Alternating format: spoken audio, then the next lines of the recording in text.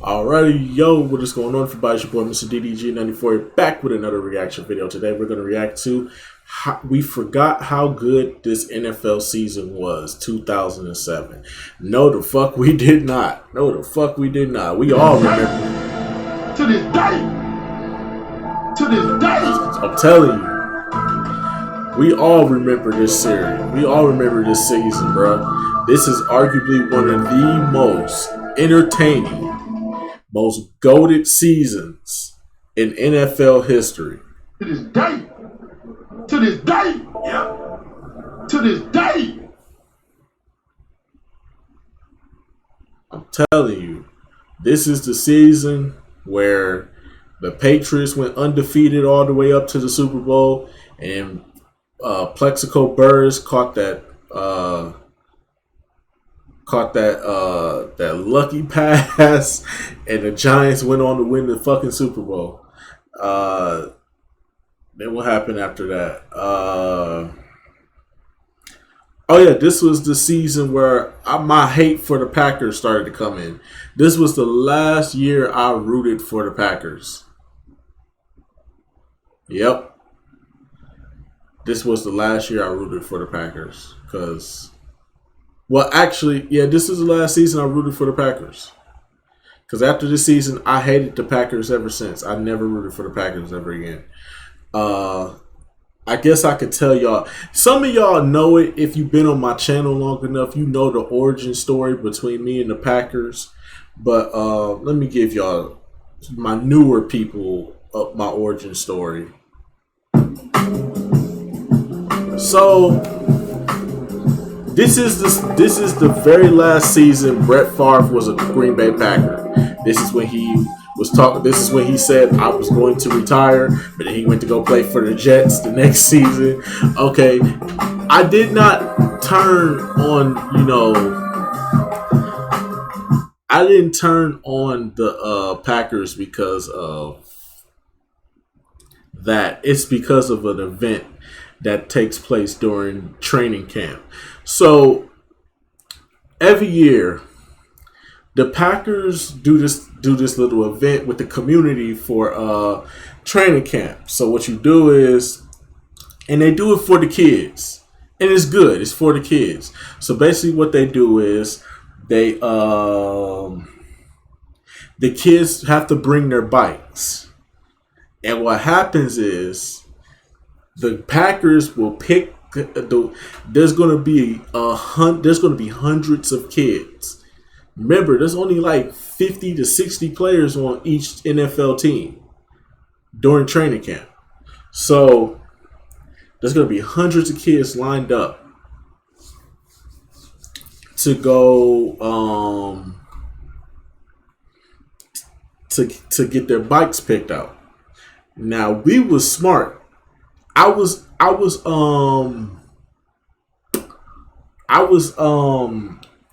in summer camp around this time. I was my school summer camp, you know what I'm saying? Because, mom's got to go to work.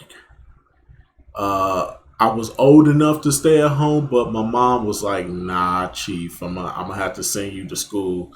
There were some days where I had to stay home because summer camp wasn't an everyday thing. There were days or weeks where summer camp wasn't available and I had to stay at home.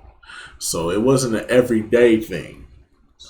So, but we always used to go on field trips every Friday. So every Friday we would go on a field trip during the summer, and we went to Lambeau. We went all the way to Green Bay. They got a Greyhound bus and everything. We went all the way to Greyhound. We was watching Stump the Yard all the way there. Like from Milwaukee to Green Bay, it's like an hour and a half to a 2-hour ride. It depends on the traffic. If there's no traffic, you can get there in like an hour and a half. But if it's traffic, it might take you like 2 hours and some change to get to Green Bay from Milwaukee.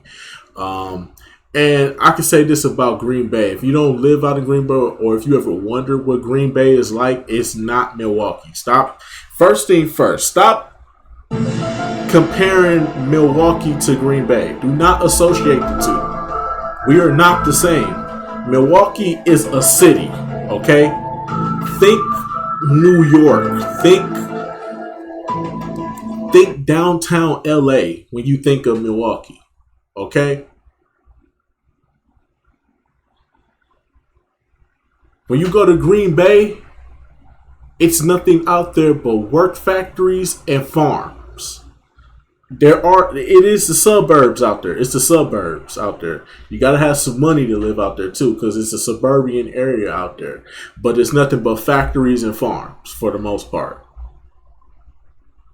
So it's good jobs out there. It's nice homes out there. And there's farm out there. There's farming out there. There's agriculture out there. Which is good. It's all fine and dandy. But understand, these people that live in Green Bay, they are bougie. Okay? They are bougie. They finicky. They look down on Milwaukee people because we come from the city. And, you know, Milwaukee is I've stated this in the past. Milwaukee is not the safest. Milwaukee's not the safest place to walk at night. You know what I'm saying? So it's a little rough out there. So they look at us like that because of what they see on the news. They see all these shootings and these killings on the news. And then they see us coming from Milwaukee to up there to go see their beloved Green Bay Packers or whatever. And basically, they stigmatize us and they talk down on us. And I can't get with it. So we go up there. You know what I'm saying? We up at Lambeau. There's like a whole bunch. Like when you first get to Green Bay, the first thing you're going to see is Lambeau Field. That's the first thing you're going to see. Okay, the first thing you're going to see when you get to Green Bay is Lambeau Field. There's Lambeau Field, and then there's like the museum, the Lambeau Museum. Or the Packers Museum, whatever the fuck they call it. The Green Bay Packers Museum. It's going to be right across the street from Lambeau. And then behind the museum is the training camp. Field. So that's where the training camp field is. It's behind the museum. So you have, and so you can't get to that field without going through the museum either. Because it's a big ass gate. Big ass parking lot. And you got to walk through that parking lot just to get to the fucking field. So there's that. So we go up there, you know what I'm saying? And like I said, this was Brett Favre's last year. So Brett Favre, the dickhead that he is, he's already on the field. He doesn't participate in these things. Everybody else is participating in these things. So there was this one girl. This one little girl. She was like, she had to be like 6 or 7 years old. And she loved Aaron Rodgers. She thought Aaron Rodgers was so cute, had his jersey on, everything. All she wanted was for Aaron Rodgers. And remember, this ain't the Aaron Rodgers y'all know today. This ain't the Aaron Rodgers that was MVP. This was the backup that was watching Brett Favre chuck up interceptions every fucking game. That was that Aaron Rodgers, okay? This wasn't the Aaron Rodgers y'all know and love. This was nobody knows who this kid is. He's only the backup to Brett Favre. We don't know. Nobody knew how good this kid was going to be, but he was still new. You know what I'm saying? He was new, and he was also the backup. That was Brett Favre's team back then. If you was a Packer fan back then, you knew Brett Favre was the man. Donald Driver, Brett Favre, they was the man of Green Bay. So, like I said, Brett Favre is already on the field. He's not participating. You know, but everybody else participates. So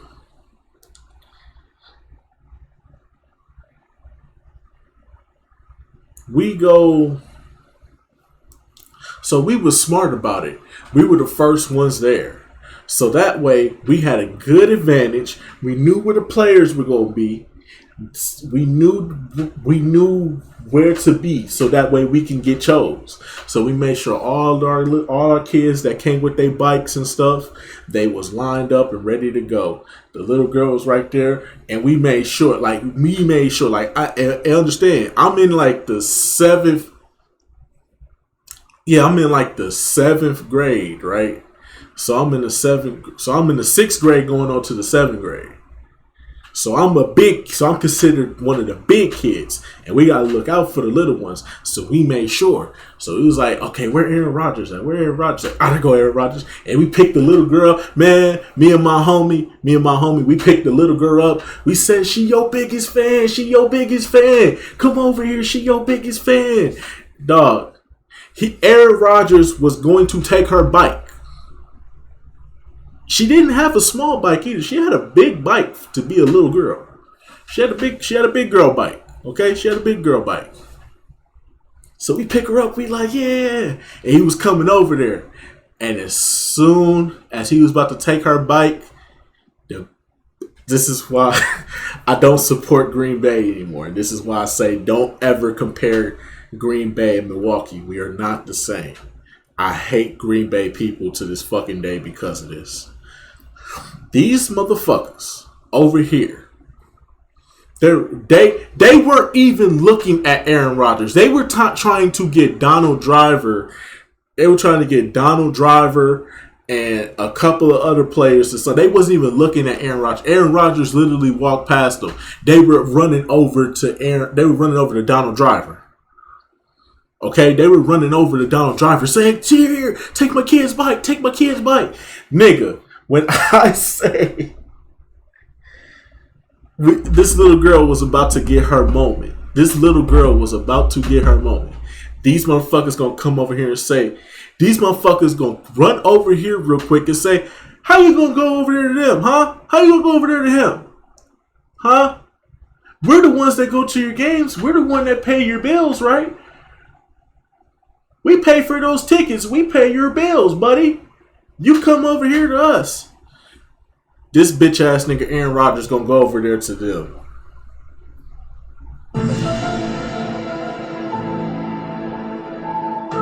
Literally was talking to the little girl. They go over there and say, no, don't mess with them. Those kids ain't gonna never buy your tickets. Them kids don't care about you. And all this shit. They was talking all that shit.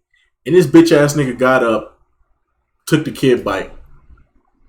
Little girl was hurt. When I say that little girl was hurt, we was all hurt, bro. For real. Like real shit, bro.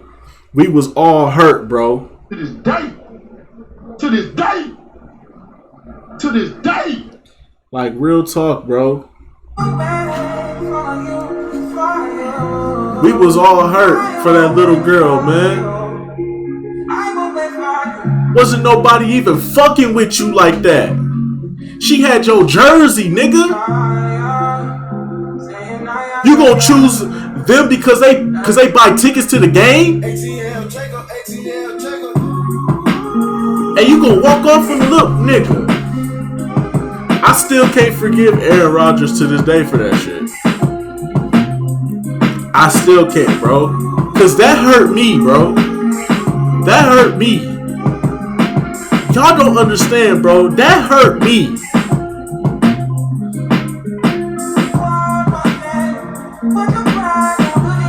That hurt me, bro.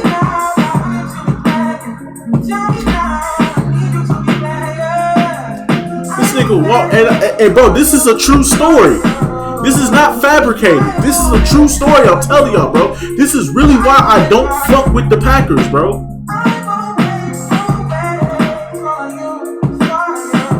I swear to God, bro. I swear to God, bro. This nigga chose the punk ass Green Bay people over that little girl. That little girl just wanted. That little girl was his biggest fan. But then the real niggas showed up, man. The real niggas showed up and took the Milwaukee kids' bikes. Them Green Bay people talking all that shit. Talk about don't go to the Milwaukee kids. The Milwaukee kids. You take the Green Bay kids. We pay for your tickets, buddy. We pay for the tickets. We actually come to the games and support you, buddy. Nigga. Shout out to Donald Driver, Charles Woodson. Damn, I forgot. Damn, what was the tight end name? The tight end name. I forgot his fucking name. I need to look them up real quick. Hold on, y'all. I need to look them up real quick. I need to look these people up real quick. Hold on. No, not images. Let's see here. I can't press 0 because if I press 0, the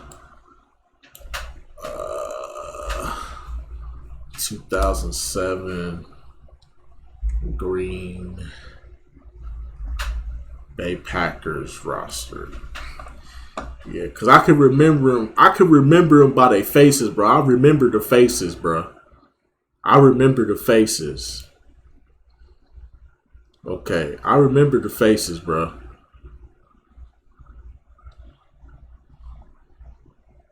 Damn, they ain't got the faces. I need the faces. Come on now.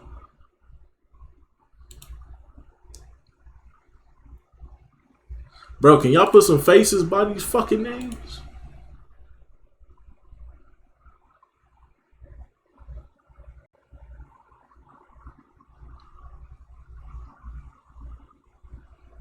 Okay. They don't want to put the faces by the fucking names, bro.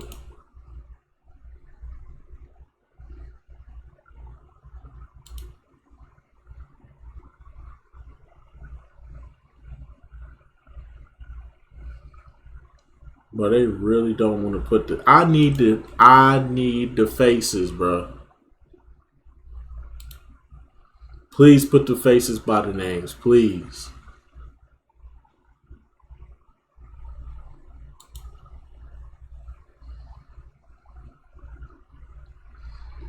They don't. They ain't none of them.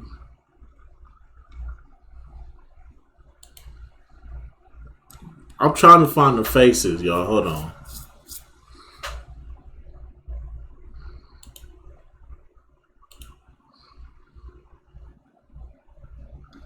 Because I can't remember their names, bro. I can only remember their faces, bro. That'll help. Because I know Donald Driver and Charles Woodson. But it was a couple other players, too. Okay, here we go. Here we go. Come on. No, not the 2011 roster.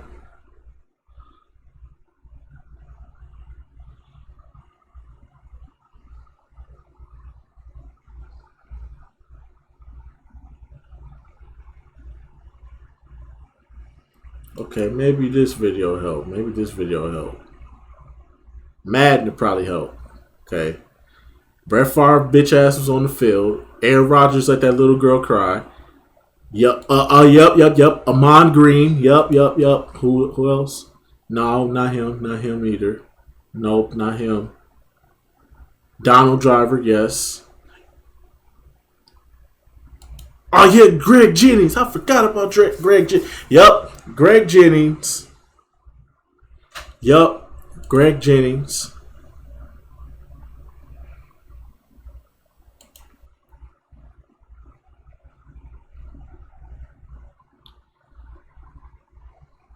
Yep, Greg Jennings, Donald Lee. They came over there and got them kids' bikes. Trying to see who else, bro. It was somebody on the defensive team, bro.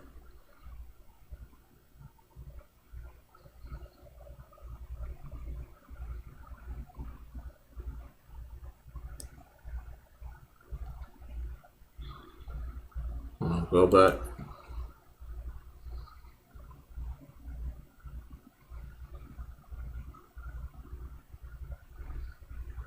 I think he. What's his name? Go back one. I think he did take one of the kids' bikes as well. I'm not sure. Like I said, this is a long time ago, bro. I was like 13 around this time. But anyways, though, there was the real niggas that came and took the bikes, right? Nothing but respect for those guys. I was happy for a lot of those guys that were still on the team in 2011 when the Packers won the championship. I was happy for those guys. I wasn't happy for the Packers. I was just happy for those guys in particular because them was the real niggas, bro. For real. Everybody else is a fucking douchebag. Fuck Aaron Rodgers. Fuck the rest of the Packers. It's fuck Brett Favre for life.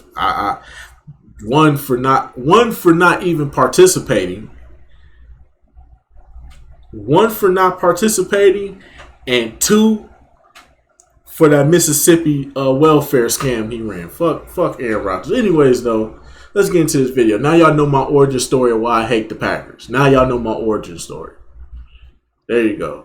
This is the lasting image from the 2007 NFL season. Yep. And oh man, it was incredible. But so was everything that came before it. 2007 was an all-time great NFL season, and I'm here to remind you of all the cool shit that happened that football year in an epic tale as we go balls deep into 2007. Pause, nigga. Yes, we can. Oh, fuck that nigga. Let's get sports.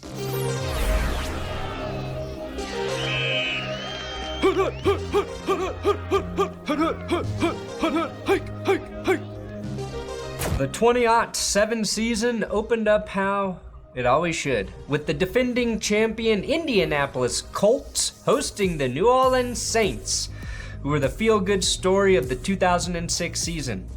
I wonder if these two teams would ever meet in the Super Bowl. Now, the Saints did not live up to the promise of the 06 season, finishing just 7-9 after an 0-4 start. The Colts, on the other hand, won 13 games despite getting just 5 games out of Hall of Fame receiver Marvin Harrison. It's shocking, but the Colts actually finished with the best scoring defense in 2007, thanks in part to Defensive Player of the Year Bob Sanders. Oh, yeah. I remember Bob Sanders, man. Due to injuries. Oh, yeah, now, Sanders man. finished first in I Defensive remember, Player of the homie. Year voting. He was 3 going spots crazy ahead that of season. Chargers cornerback Antonio Cromartie, who was lights out in 2007. Cromartie picked off a league-high 10 passes, which is still 4 fewer than the number of kids he has. I have Karras, who was 3. I have Cromartie had 3 picks and 1/2 against Peyton Manning in a Week 10 game on Damn. Sunday Night Football. The Chargers Yeah, actually Cromartie picked used to be 6 that guy. times in this game, and the Colts still had a chance to win it. Surely, Adam Vinatieri, the most clutch kicker of all time, will make this 29-yard field goal. No, he does not. This was a huge win for the Bolts, who won 10 of 12 after starting 1-3. And those 3 picks in 1/2 may not have even been the most impressive thing Antonio Cromartie did all year. It's hard to beat scoring the longest touchdown in NFL history, which Cromartie did a week earlier against the Vikings. he did do that. 109.88 He was out to the residents. Surely this was the coolest thing to happen in this game, right? Not Yeah. quite. You might remember this game for another record. The Yup. part where rookie running back Adrian Peterson. carried the ball 30 times for 296 yards, breaking the single game record, which was previously 295 by Jamal Lewis, set in 2003. This game basically clinched Offensive Rookie of the Year for Adrian Peterson, who beat out some familiar faces like Hall of Famer Calvin Johnson and future Hall of Famer Joe Thomas, who actually got 3.5 votes as an offensive lineman. Wow. Thomas got some votes probably because he was a big reason the Browns shocked everyone and finished 10-6 that season with Derek Anderson at quarterback. 2007, bro. That was a good ass. It was just an entertaining season overall. You got the undefeated Patriot, bro. Everybody was going crazy this year, bro. Everybody. But in typical Browns fashion, they still missed the playoffs when the Colts laid down to the Titans in Week 17. Still, Thomas solidified his status as an elite tackle from day one of an 11-year NFL career, before he retired to pursue his childhood dream of blocking for Michael Phelps. I needed something that had no impact on my joints. First overall draft pick Jamarcus Russell sadly did not receive any votes. The Raiders passed on Calvin Johnson, Joe Thomas, Patrick Willis, Marshawn Lynch, Darrell Reed. Oh my God! Don't remind us. Don't remind me as a Oakland Raiders fan. As a Oakland Raiders fan, not a Los Angeles Vegas. I said Los Angeles Vegas. Las Vegas. A Las Vegas Raider. Don't get it confused. It's still Oakland Raiders over here. We don't acknowledge Las Vegas. Fuck Las Vegas. Revis, and of course, fantasy stud Adrian It's still Peterson. Oakland. Do not remind us. Now, between Adrian Peterson and his running mate Chester Taylor, the Vikings were dominant on the ground in 07, but only finished 8-8, probably because they couldn't throw or catch the football. It took everything in me not to flip them the bird, but The class of the NFC North was in Green Bay. We didn't know it at the time, but this was Brett Favre's final year as a Packer. We knew It it. was also Mike McCarthy's first as head coach, and he managed to get to vintage season out of the old gunslinger. In week 4 against the Vikings, Favre broke Dan Marino's all-time touchdown record, throwing number 421 to a second-year wideout, Greg Jennings. His 15 picks would also give him 288 career interceptions, putting him first all-time in that category with 3 years left on his resume. In week 8, Favre and Jennings also did this to the Broncos on the first play of overtime. Now, the Broncos might have been better in 07, but they didn't really play defense, and Jay Cutler played most of the season undiagnosed with diabetes. Many have asked, was it type 1 or type 2? Cutler's response was, I don't really give a shit. Yeah, so you want me to show you how I felt before I had diabetes? I'm just right here. I'm right here. After diabetes, exact same way. Shotgun, Cutler throwing out his over, picked off, touchdown! The Broncos had a tough stretch against the NFC North in 2007, getting crushed by the Detroit Lions and losing a heartbreaker to the Chicago Bears, all because they broke the number 1 rule of the 2007 season. Don't kick it to Devin Hester. Oh my God. You would think you'd learn after the first touchdown, but they didn't. Hester took 2 to the house against the Broncos. This was 2 Devin of the Hester 6 is the return GOAT of touchdowns kick in returns. 2007, breaking the previous record of 5, which was also held by Devin Hester from the year before. Those were Hester's first 2 years in the league. 11 total touchdowns, 2 All-Pro team honors, and some of the greatest the GOAT, return work nigga. you'll ever see. Even with another record-setting year from Devin Hester, the Bears were unable to make the playoffs just a year after they advanced to the Super Bowl.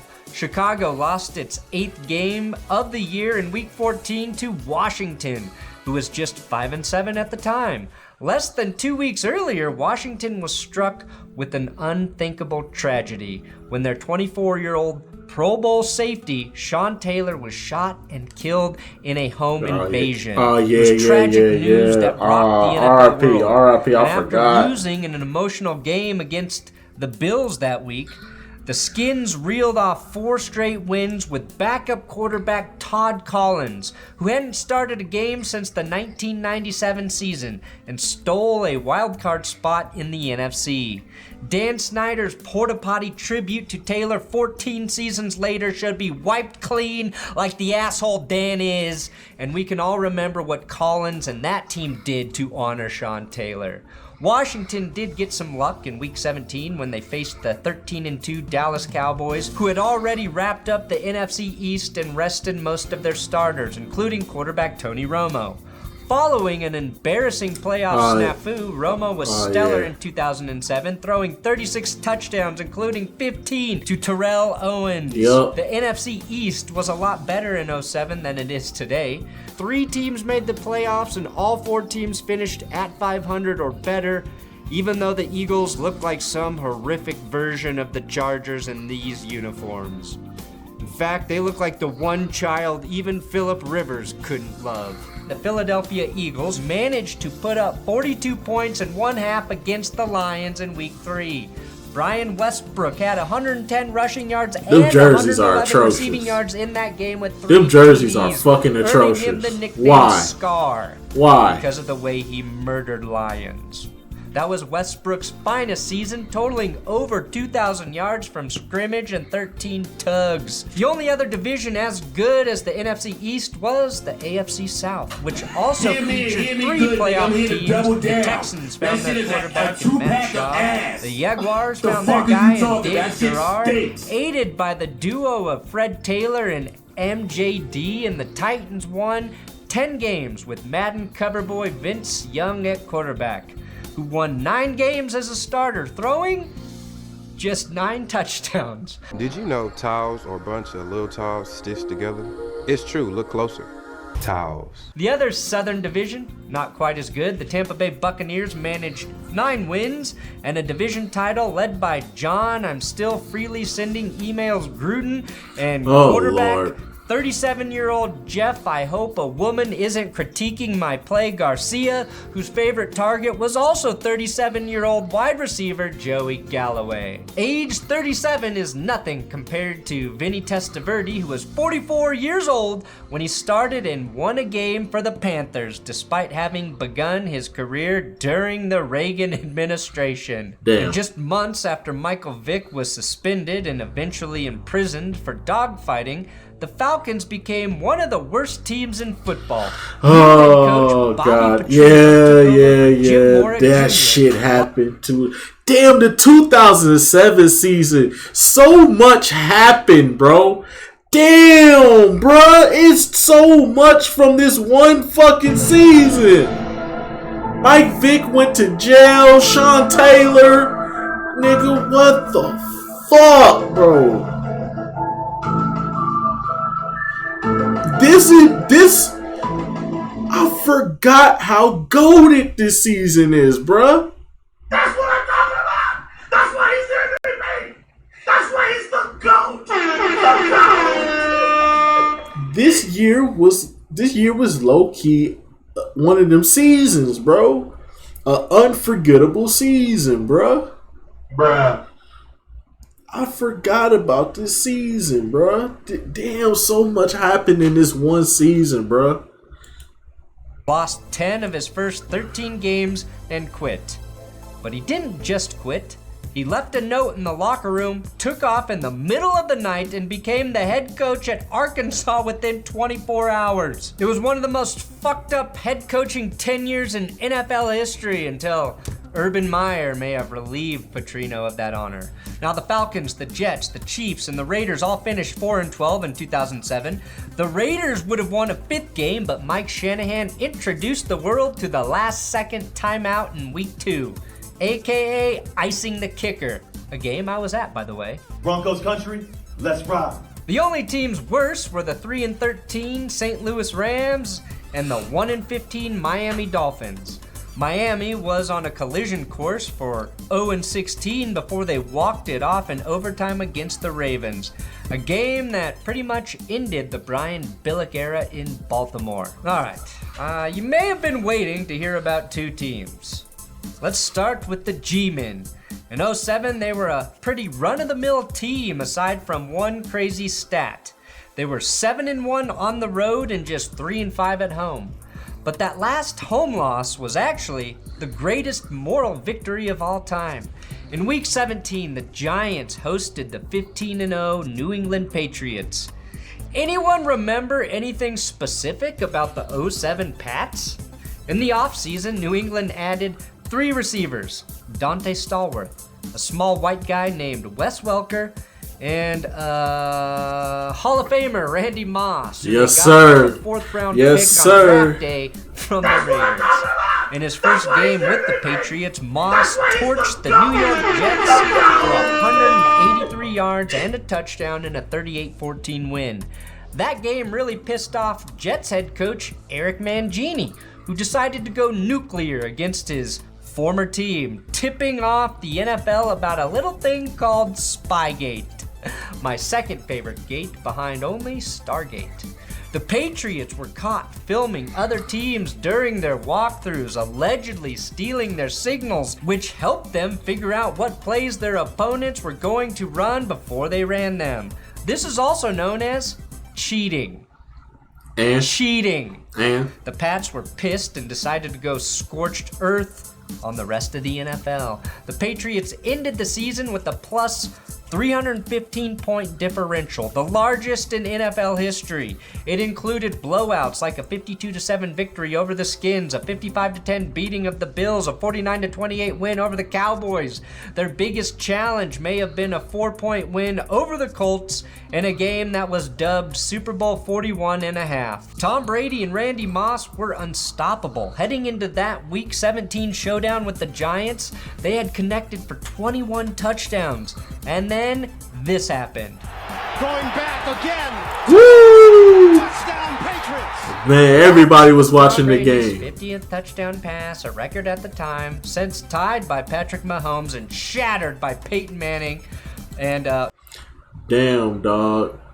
I remember that game too. Everybody was hoping that they would be the team to beat the Patriots, bro. I remember that, bro. Everybody was some haters back there. Everybody except for me, of course. I didn't have no hate in my heart towards the Patriots. I was like, hey, look. They undefeated for a reason. They got Tom Brady and Randy Moss. What can you do at this point? What can you do? You got the greatest quarterback and the greatest wide receiver on the same fucking team. What could you do? Like real talk though. What could you do at this point? Like really? What could you do at that point? What could you do? You got the best quarterback and the best wide receiver in the game connected on dots. There was nothing the league could do. The league could do absolutely nothing with them two.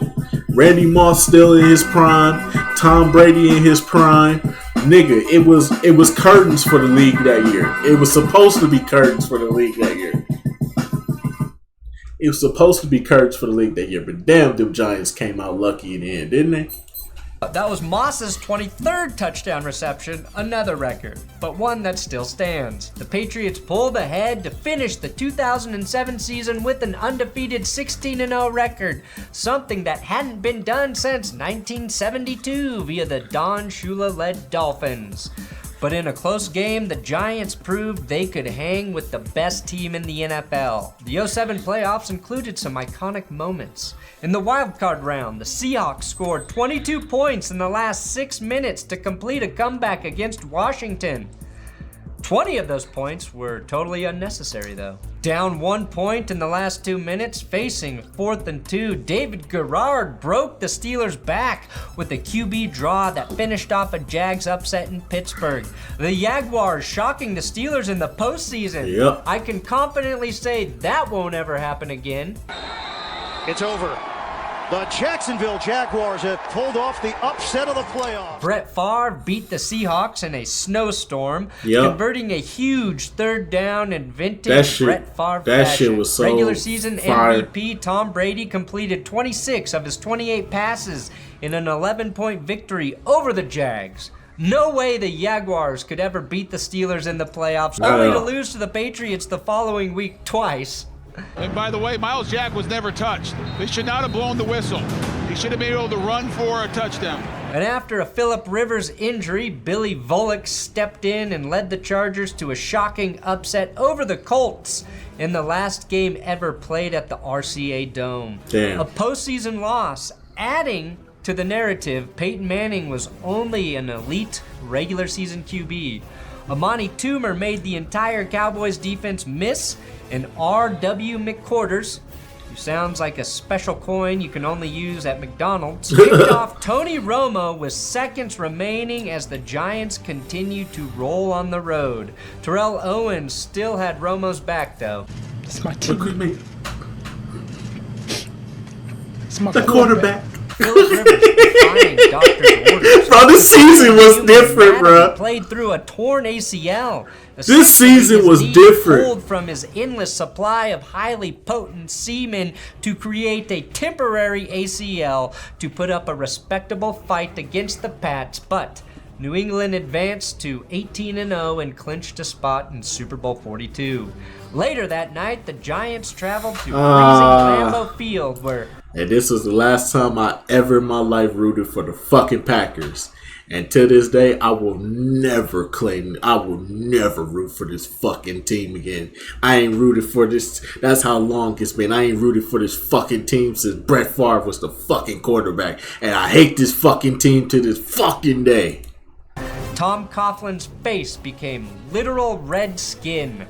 The real reason Washington had to change their name. The Packers took the lead early on a 90-yard touchdown to Donald Driver. But the Giants countered with a pair of touchdown runs and were able to push the game to overtime, nearly winning it at the end of regulation. Green Bay got the ball first in OT. Then Brett Favre. Looking for Brett Favre! You gotta be kidding me. This was the last of Brett Favre's roughly 102,000 passes as a Packer. 3 plays later, Lawrence Tynes drills a 47-yarder to send the underdog. Brett Favre let us all down, bruh. Just when we thought he was goated, he showed us why he's not that guy. He showed us why he's not that guy now. He's not that guy. Not that guy.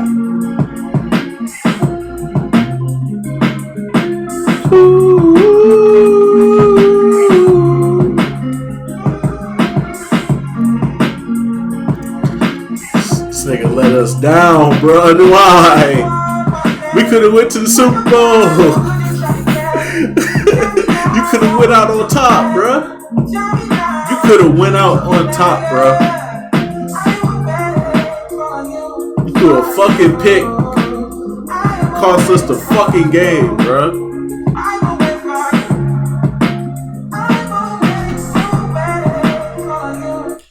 Cost us the fucking game, bruh. Giants to Glendale, Arizona, where they would meet up once again with the undefeated Patriots, this time in Super Bowl 42. Remember that insane Patriots point differential? Well, the New York Giants and their defense led by Michael Strahan held them to just 14 points, taking us to where this video started. The Giants needed a touchdown, but were stuck with a 3rd and 5 on their side of the field. Of course, even before David Tyree made the greatest catch in Super Bowl history, the Giants had already exceeded expectations just by hanging with the Pats in the big game. New York entered the Super Bowl as 13-point dogs, but their incredible pass rush kept them in the game and even had them leading until a Randy Moss touchdown put the Patriots on top with under 3 minutes in the 4th quarter. But then, the legend of Eli Manning was born. Eli Manning shouldn't have even gotten a pass off on this play. Fact, he really, bro. The fact that they didn't, the fact that they didn't get him right here. Brothers have ever performed and bought enough time to chuck up a prayer that deep shit to the middle of the field. Man. David Tyree, gotta give props when props is due, my guy. Pick who had lost gotta give props when props is due, my guy. Pinned the ball to his helmet, even with Rodney Harrison all over him. This is a 4th-string wide receiver who couldn't catch a pass all week, scoring a touchdown early in the 4th quarter, then made an impossible grab to keep the Giants' drive alive. It is, in my opinion, the greatest play that ever happened in any Super Bowl. And the Giants caught a break when Asante Samuel dropped a pick and Steve Smith, no, not that one, converted a 3rd and 11 in one of the greatest forgotten plays of all time. Then the Giants went for the win and got it. Plaxico Burress shooting the Patriots instead of himself, scoring the game-winning TD, and the Giants defense polishes this one off. Wait. We were talking about forgotten plays, right? Well, what about this pass to Randy Moss that very well could have sent the game into overtime? Randy Moss made a career out of mossing players.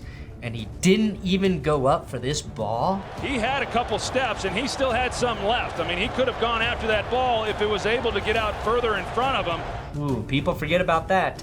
The Giants took one kneel down. Bill Belichick scurried off the field in shame, presumably to mastermind new ways to cheat, and the glorious 2007 season reached its conclusion. The New York Football Giants, who started 0-2, finished as Super Bowl champions, knocking off the 18-0 Patriots in one of the greatest David and Goliath moments in sports history. Fact. It was an incredible season that deserved an incredible ending, and oh boy did we get it. Thanks for watching the 2007 season tribute. Bro, one of the best fucking seasons. One of the most story-driven seasons. Boy, they don't write scripts like this no more, man, in the NFL, man, for real. They don't write scripts like this no more in the NFL, bro. Whoever wrote the script for 2007 need to write the script going forward, cause man, you can't sell sports. You can't sell a sports league like this no more, man. You can't sell no sports league like the script. Whoever wrote the script in 2007, bring that nigga back, cause the nigga that wrote that script, chef's kiss, my nigga, for real, hands down, goated.